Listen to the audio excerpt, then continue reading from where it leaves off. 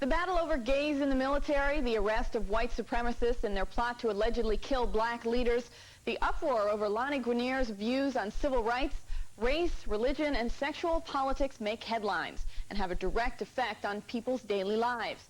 Take, for example, the sharp increase in gun sales in Los Angeles since the riots, or the fact that uniformed police are needed to man New York City public pools because groups of guys were attacking girls. In part 2 of MTV's Community of the Future Free Your Mind reports, we'll be looking at some of the stories behind the headlines.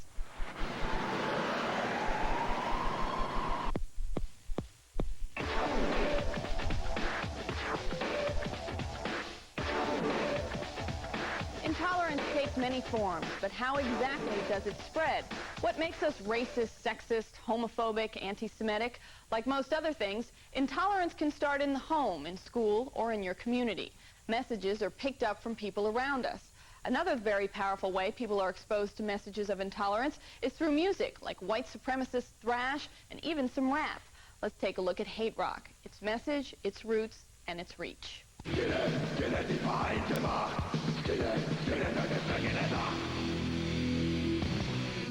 Können daraus eine Lehre ziehen, gegen diese jüdische Brut in Deutschland unbarmherzig vorzugehen. That is a hanged Jew, which represents what did not happen in Auschwitz during World War II.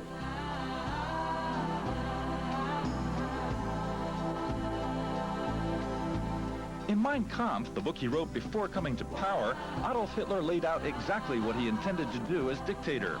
Implicit in Hitler's rantings is what came to be known as the Final Solution, a program of highly organized mass murder that resulted in the extermination of millions of Jews and was testified to by captured documents and by top-ranking Nazi officials themselves. This was the canisters that held the Zyklon B gas pellets that were used in the gas chambers to murder the innocent victims of the Nazis.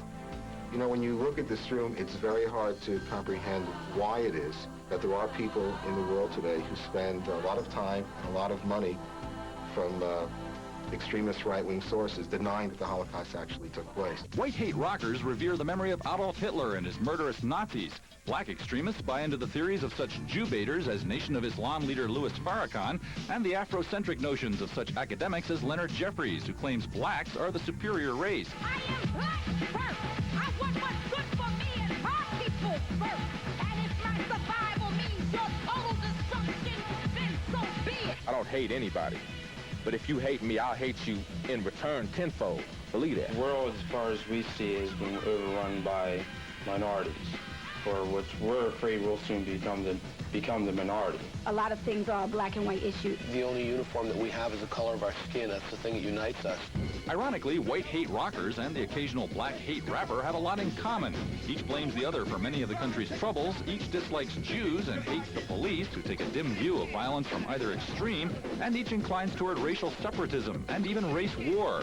Comparisons are striking. Yeah, it's fair to compare it. I mean, they particularly have a hate for black people or Jewish people or whatever. And on certain records, we have hate for something else, you know? And it's fair to compare it. One unabashed black hate song is Ice Cube's Black Korea, an attack on an ethnic minority that some people feel actually embodies the American ideal of hard work and frugality. So pay respect to the black fist, or we'll burn your storm right down to a crisp. And then we'll see ya, cause you can't turn together in the Black Korea. In 1989, when the Berlin Wall was finally torn down, there was an incredible sense of euphoria in the air here, a great excitement about the fact that the long-divided country was finally about to be reunited. In the years since then, however, that reunification has proven to be both unexpectedly complex and alarmingly chaotic. Taxpayers now spend $90 billion a year to support the newly liberated East. The economy is contracting and immigration is out of control. Angry young skinheads offer a fertile ground for neo-Nazi recruitment. I believe it will get worse worse and worse because there will be more unemployed people in Germany and more young people will have a right-wing opinion, especially with the 14 to 18-year-olds. The right-wing opinion will increase, and I believe it will become worse. Neo-Nazi oi bands provide a rabble-rousing soundtrack for alienated young people who fear that their economic future is being sacrificed to liberal social ideals.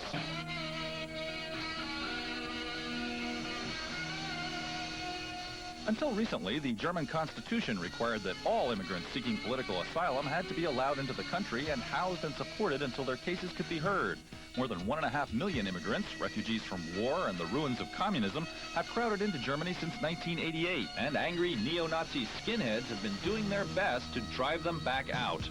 Der kommt dann auf einmal nach Deutschland. All of a sudden they come to Germany and there are thousands of them. And you see all these miserable people sitting on the streets and they all want money from me. I could puke about that.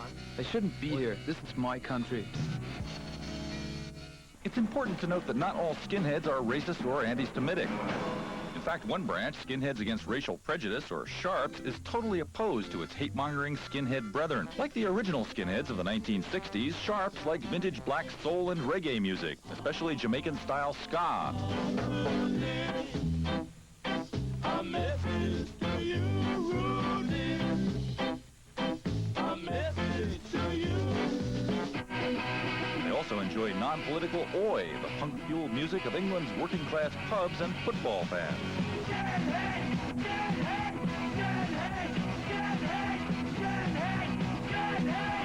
Ska and oi musically are very different, but oi was when skinheads decided they wanted a more upbeat, a faster, a louder, a more angry sound.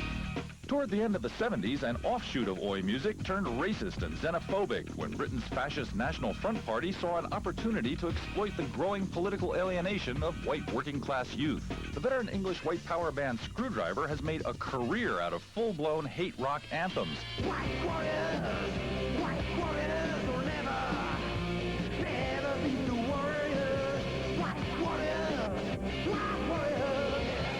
And Screwdriver has become the ugly inspiration for such German oi bands as Sturkraft and Radikal.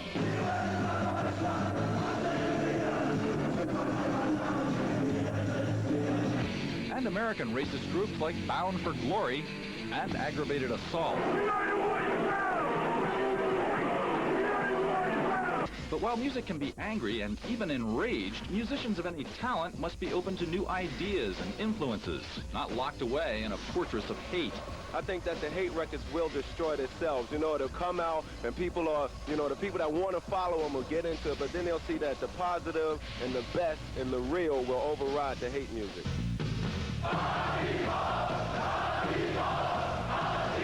According to a poll taken by Stern magazine, 86% of the German people condemned the outbreak of neo-Nazi violence against foreigners. These people, too, are making their feelings known with marches, rallies, and all-star concerts. I follow the Moskva and down to Gorky Park, listening to the wind of change.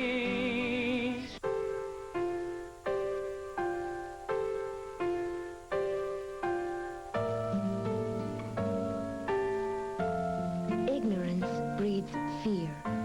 Fear breeds hatred. Hatred breeds violence.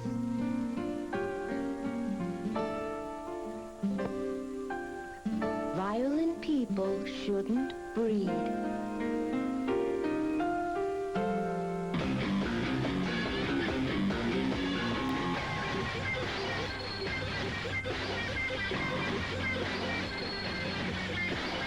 As potent as music is in the dissemination of hate, it isn't the only medium. The spread of intolerance is keeping up with the times and technology. Computers are the latest tool for spreading not only prejudice, but some other pretty scary information. We took a look at what amounts to easy access, high-tech terrorism with some very real repercussions. During the meetings, our undercover agents, members of the Fourth Reich skins, described their plans to assassinate Rodney King and to attack the First AME Church. They believed these acts would attract national media attention, and from looking at this room, they perhaps were right. And to help start a race war, that was their motivation. One member took delight in describing how he would spray the AME congregation with machine gun fire and used mega pipe bombs in order to blow up the building. Now in the 90s, disseminators of hate have entered the computer age, with video games and an underground bulletin board network, linking racists of all types from around the world. Access level has been updated, folks. We hacked our way into one of these neo-Nazi computer networks ourselves. Here it is, the one you've been waiting for. Homemade gunpowder to nitroglycerin, Rambo arrows to carbide bombs. Get this information now while it's still legal. And what did we find? Well, how to make bombs and even napalm. How to get a copy of something called the Terrorist Handbook.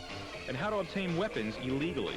Also, on one bulletin board called the Liberty Net, we were encouraged, along with all other readers, to write in the names and addresses of any queers we knew for what was promised to be an upcoming roundup. The scary thing is, we're not plugged into any racist organization, but we were able to find these phone numbers. Basically, when I went on and had a chat with the CISOP, he welcomed me in and told me where to look for stuff. So you can imagine that a kid in the Midwest would have the same kind of access and be able to, find out a recipe for a bomb or his local racist organizations. We took some examples of what we found on these bulletin boards to an expert for his opinion. After reviewing this list, yes, I find that it's a very dangerous list of things that would be accessible to people, children, or even emotionally disturbed people who would attempt to improvise any of this. It would be a very dangerous situation for them and the people in their household or wherever they attempted to do it. That was proven a few years back when 4 teenagers literally blew themselves up in their garage while trying to concoct a bomb, whose recipe they found on a neo-Nazi bulletin board system, or BBS. While these hateful bulletin boards can be alarming, it's important to remember that the vast majority of BBSs are devoted to useful and innocuous topics, from scuba to pet care. And though it is impossible to tally, there are at least 25,000 bulletin board systems in the United States alone. Some BBSs take it upon themselves to assure that information passed on their boards remains inoffensive. We have member reps on some of the other bulletin boards. They're called sysops, or systems operators, that will go through the bulletin boards, and if something is objectionable or obscene, not obscene, but blatant expressions of bigotry or racism or hate, we will then take that message down. Currently, there is confusion over how the government can regulate computer conversations. But in a country whose First Amendment protects our freedom of speech, is regulating the new and rapidly growing cyberspace constitutional or even feasible? How do you do it? I mean, it's like trying to regulate what you say over the telephone, which in effect it is. You know, a modem is nothing more than an interface for a phone.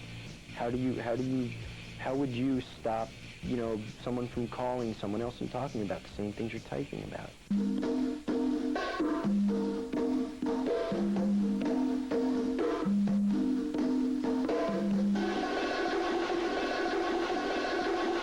Big.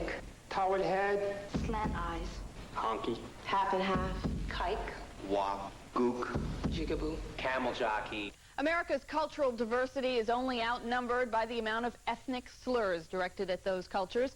In the following segment, MTV takes a closer look at a much maligned and misunderstood ethnic group, one that ironically are considered to be the only true Americans.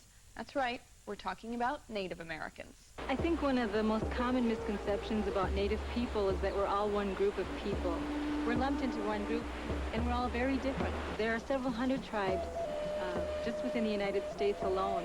We're as different as the Yugoslavs are from the French. Our language is different, our culture is different, our form of spirituality is different, because our environments are different. We're shaped by our environment.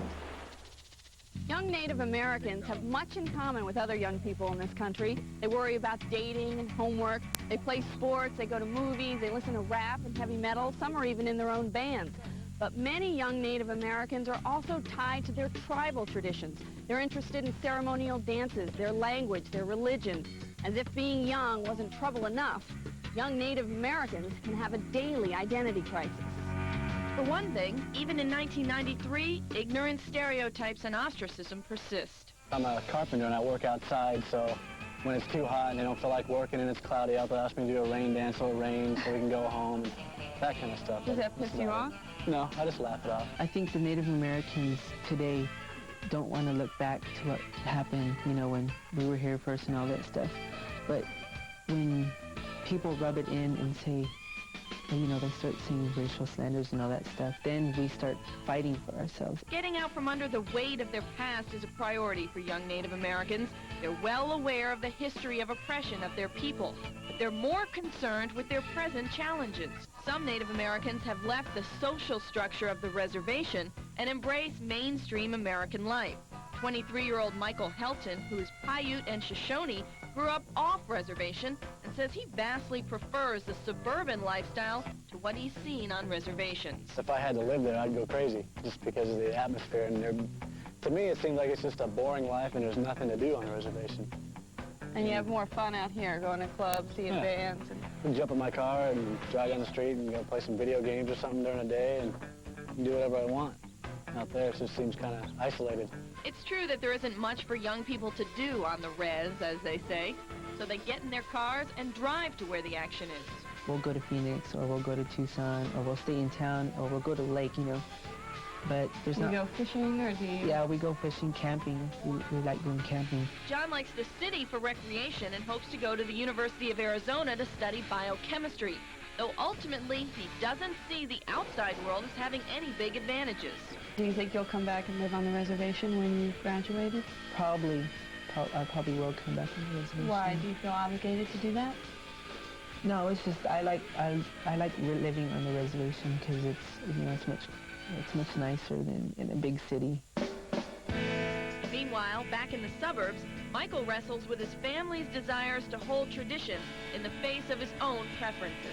You said that your sister wants to marry a Native American man, and your girlfriend is blonde, very fair. Do you feel like that's any reaction to your family's pressure to celebrate? My mom's always asked me, how come you never date an Indian woman or nothing like this? To me, I like the blonde hair and the light skin. It's just, it appeals more to me. And yet, even this confirmed suburbanite has a desire to pass on something of his heritage. If I were to marry a white female, my child would be able to have the best of both worlds because he'd have two cultures to live with, and not too many people get that. Do you know a Native American? Maybe you rode one lately. Maybe you drank one last night. Seen one on the Late Late Show? Cheered for one lately? Maybe you've been to a sweat. Smoke 'em, peace pipe. Come on, man, times have changed. Free your mind.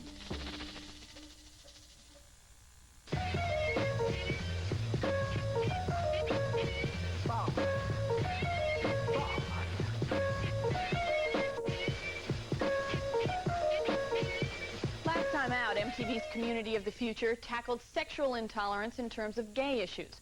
We addressed the struggle over gays in the military, an issue which continues to be a source of much political debate, as well as Colorado's Amendment 2, which denied gays equal protection under the law. Since then, Amendment 2 has been challenged by the state Supreme Court, which ruled that fundamental rights may not be submitted to a vote. Today, we'll tackle a battle that is as old as humankind and biblical in its scope, the war between the sexes. From a female perspective, it's a fight for equal standing. The conflict may be social, economic, political, or physical. As summer exposed more skin and created more tension, women found themselves having to defend their own personal comfort zones. Here's a look. I've heard from a lot of young women who are saying we are tired of this behavior, that is harassing behavior. It's occurring in the schools. It occurs from grade school up to junior high into high school, and it doesn't ever seem to stop. Sexual harassment of young people by young people. Is it aggravated during the summer? In two recent incidents in New York City where public swimming pools were the sites of sexual assaults, poolside speculation has been largely about bathing suits. The boys be getting out of control because some of the bathing suits the women be wearing, and they just get enticed by it. If I want to wear a bathing suit that I feel is becoming to me, it shouldn't be that you take advantage of me like that. It doesn't matter what I come with. Bathing suits, light clothing, staying cool means that people simply have less on. And that seems to make the behavior that qualifies as sexual harassment that much more common. You know, people are wearing less, sweating more. It's on the mind. How can people not say things? You just gotta keep it, the right frame of mind. They're humans like we are, and I wouldn't like to be chastised, and I'm sure they wouldn't either. If hot weather and juvenile male behavior weren't enough, confused messages from some pop culture adds to the mess.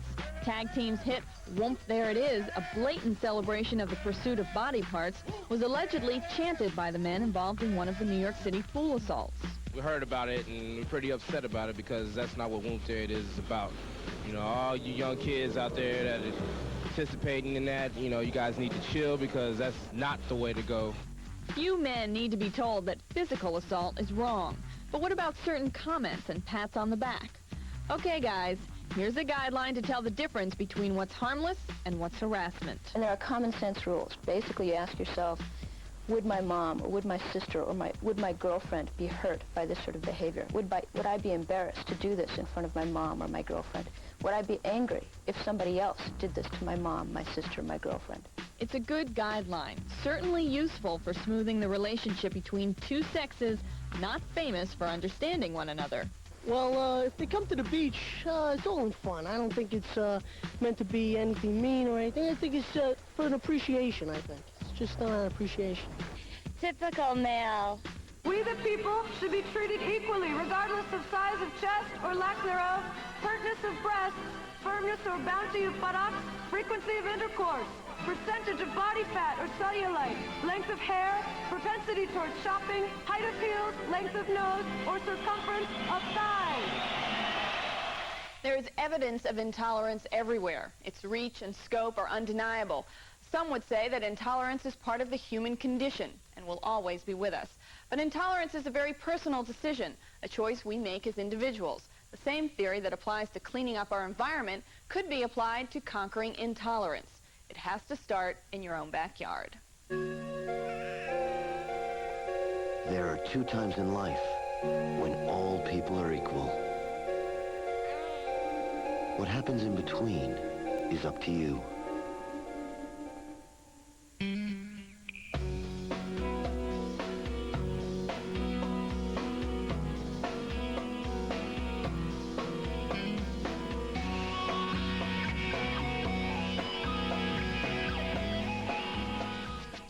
The following program is part of Cable in the Classroom, a service of the cable television industry and your local cable company.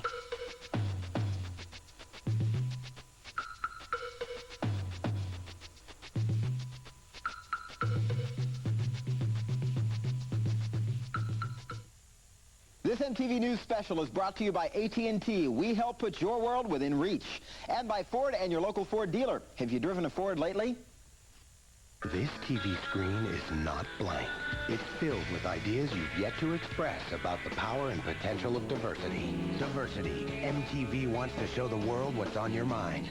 Write your own commercial any way you want to, and you can win a trip to New York to put your idea on MTV. Plug into MTV's Free Your Mind commercial contest. All you gotta do is free your mind. Here's how to enter. Write for your entry blank. MTV Free Your Mind commercial contest, P.O. Box 6540, Long Island City, New York, 11106.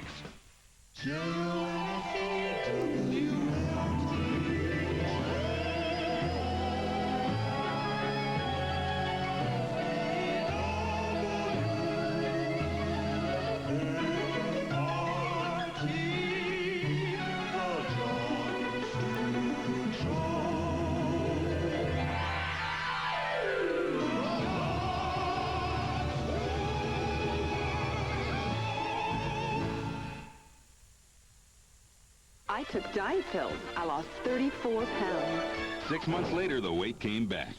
That's when I decided to get off the diet roller coaster and get on a Nordic Track. In fact, Nordic Track is so easy to stick with that after 5 years, 7 out of 10 Nordic Track owners still use their Nordic Track skiers an average of 3 times a week. It's been more than 2 years. The weight's still off, and I'm still on my Nordic Track.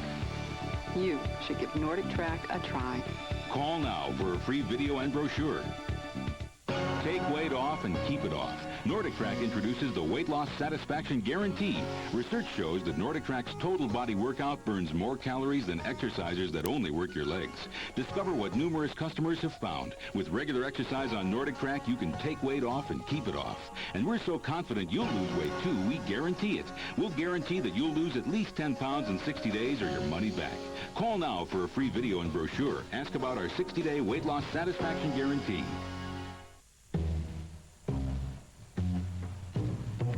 Baby, if you've ever wondered. Whatever became of me? I'm living on the air in Cincinnati. Cincinnati. WKRP.